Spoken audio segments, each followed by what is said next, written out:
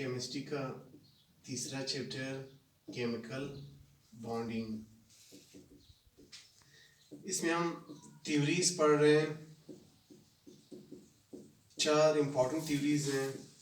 First theory Lewis theory, second valence shell electron pair repulsion theory, third one VBT theory valence bond theory, और fourth one molecular orbital theory.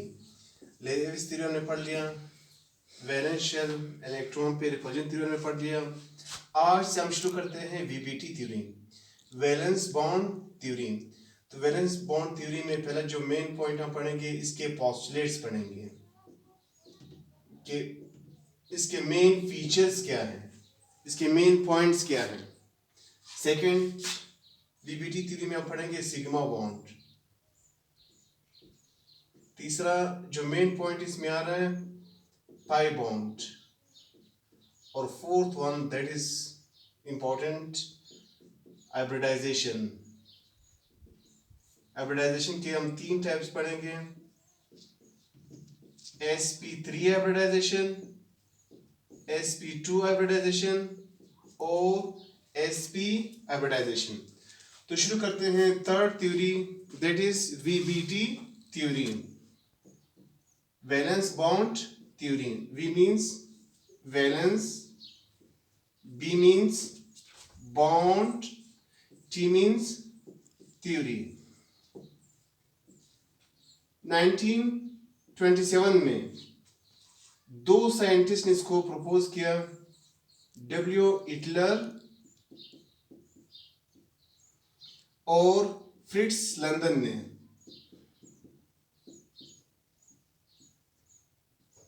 फिर इसके बाद 1931 में Linus Pauling और Slater ने इसको मजीद जो है एक्सप्लेन किया, इसको मजीद प्रपोज किया, VBT थ्योरी को, वैलेंस बॉन्ड थ्योरी को। तो VBT थ्योरी का पहला जो पॉइंट हम स्टार्ट करते हैं, पोस्टुलेट्स ऑफ VBT थ्योरी। इसके मेन फीचर्स क्या हैं, इसके मेन पॉइंट्स क्या हैं। तो स्टार्ट करते हैं पोस्टुलेट्स या फीचर्स या इसके मेन पॉइंट्स। पहला जो इसका पॉइंट है, VBT थ्योरी हमें बॉन्ड फॉर्मेशन का आइडिया दे रहे हैं कि बॉन्ड्स किस तरह बनते हैं, फॉर्मेशन ऑफ बॉन्ड्स, और दूसरा बॉन्ड स्ट्रेंथ हमें बता रहा है कि बॉन्ड कितना स्ट्रॉन्ग है, इसका स्ट्रेंथ कितना है। तो बॉन्ड फॉर्मेशन में बता रहा है, जिस ऑलरेडी हमने पढ़ा था लेविस थ्योरी के मुताबिक कोवेलेंट बॉन्ड किस तरह बनता है, म्यूचुअल शेयरिंग ऑफ इलेक्ट्रॉन से। तो किस तरह म्यूचुअल शेयरिंग से, इसका आइडिया में कौन दे रहा है, VBT थ्योरी दे रहा है। तो फॉर एग्जांपल अगर एक कोवेलेंट बॉन्ड बनता है, अगर एक कोवेलेंट बॉन्ड बनता है, वो कोवेलेंट बॉन्ड किस तरह बनता है।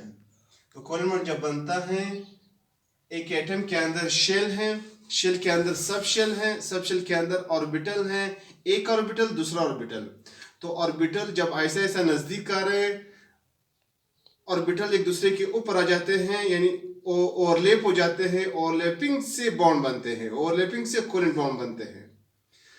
तो जब एक एटम के अंदर शेल है, शेल के अंदर सब शेल है, सब शेल के अंदर ऑर्बिटल है, ऑर्बिटल ओवरलैप हो जाते हैं, तो कोवेलेंट बॉन्ड किस तरह बनते हैं, ओवरलैपिंग।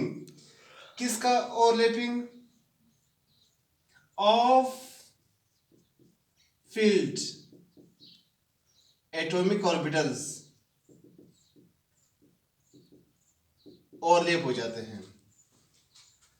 तो थ्योरी का पहला पॉइंट, कोवेलेंट बॉन्ड किस तरह बनते हैं, ओवरलैपिंग हो जाता है किसका, ऑफ फील्ड एटॉमिक ऑर्बिटल्स का।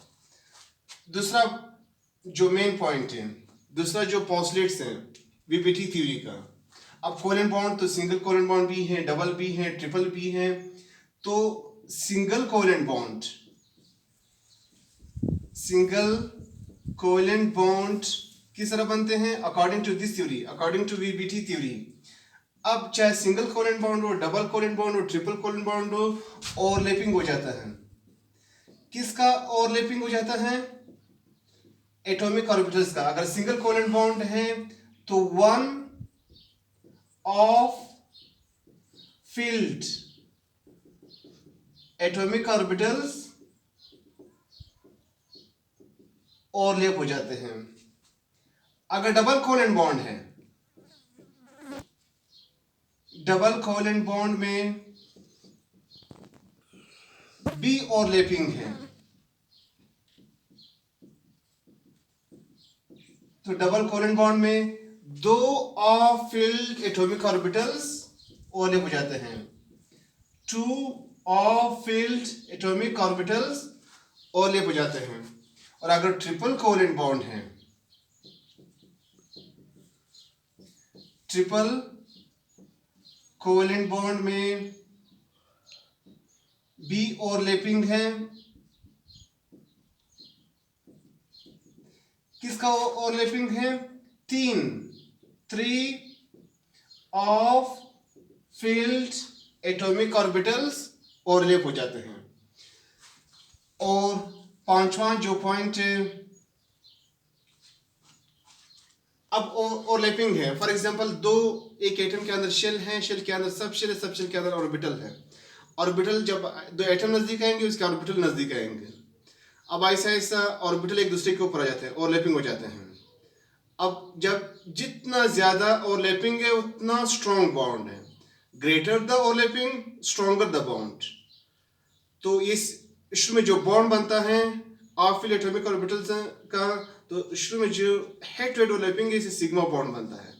फिर ऐसा ऐसा साइड टू साइड ओवरलैपिंग से पाई बॉन्ड बनते हैं। जब हम एनर्जी देते हैं पहले पाई बॉन्ड ब्रेक हो जाते हैं, क्योंकि पाई बॉन्ड वीक बॉन्ड है और सिग्मा बॉन्ड स्ट्रॉन्ग है। क्यों स्ट्रॉन्ग है? क्योंकि सिग्मा बॉन्ड की ओवरलैपिंग ज्यादा है। दो ऑर्बिटल्स ऐसा ऐसा जब ओवरलैप हो जाते हैं, मजीद ओवरलैपिंग, तो greater the overlapping stronger the bond. Sigma bond strong है, पाई बॉन्ड वीक है। तो ग्रेटर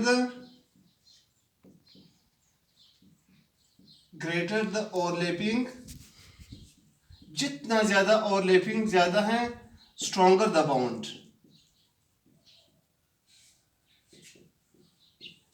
तो जिस तरह हमें मालूम है वीबीटी थ्योरी हमें बॉन्ड स्ट्रेंथ का आइडिया दे रहा है। तो बॉन्ड स्ट्रॉन्गर कब है? जब ग्रेटर ओवरलैपिंग है। तो यहां पे हमने पढ़ लिया atomic orbitals. Of field atomic orbital, जब दो एटम के अंदर शेल हैं, शेल के अंदर सब शेल के अंदर ऑर्बिटल हैं। तो दो ऑर्बिटल जब ओवरलैप, एटॉमिक ऑर्बिटल्स हैं, ऑफ फील्ड है, एक एक इलेक्ट्रॉन है, जब ओवरलैप हो जाते हैं तो मॉलिक्यूलर ऑर्बिटल बनता है। मॉलिक्यूलर ऑर्बिटल के अंदर अब कंप्लीटली फील्ड है, दो इलेक्ट्रॉन्स हैं, तो दो electron, one must be clockwise, second anti clockwise. तो ओवरलैपिंग के बाद मॉलिक्यूलर ऑर्बिटल जब बनते हैं तो दोनों इलेक्ट्रॉन का must be opposite spin. Opposite spin means one must be clockwise, second anti clockwise. किसके मुताबिक? एक रूल है सेकंड चैप्टर का, पॉलीज एक्सक्लूजन प्रिंसिपल के तहत। तो ये मेन फीचर्स है, मेन पॉइंट्स है किसके हैं? वीबीटी थ्योरी के। पहला पॉइंट क्या है? Covalent bond.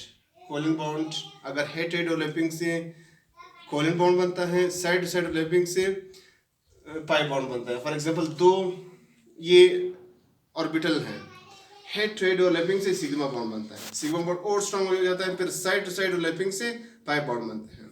तो कोवेलेंट बॉन्ड चाहे सिग्मा बॉन्ड हो या पाई बॉन्ड हो, किस तरह बनता है? Overlapping of one of field atomic orbitals. अगर सिंगल कोवेलेंट बॉन्ड है, एक one of field atomic orbitals overlap हो जाते हैं। अगर डबल कोवेलेंट बॉन्ड है तो दो of field atomic orbitals overlap हो जाते हैं। और अगर ट्रिपल बॉन्ड है तो तीन of field atomic orbitals overlap हो जाते हैं। जिस तरह मैंने बताया था, अगर ओवरलैपिंग जितना ज्यादा है, स्ट्रॉन्गर इज द बॉन्ड। और आखिर में जब ओवरलैपिंग के बाद मॉलिक्यूलर ऑर्बिटल्स बनते हैं, और मॉलिक्यूलर ऑर्बिटल्स में कंप्लीटली ये फील्ड हैं, दो इलेक्ट्रॉन्स हैं, one must be clockwise, second anti clockwise. तो नेक्स्ट हमारा टॉपिक है sigma bond and pi bond, फिर उसके बाद हाइब्रिडाइजेशन, sp3 हाइब्रिडाइजेशन, sp2 और sp हाइब्रिडाइजेशन. Thank you.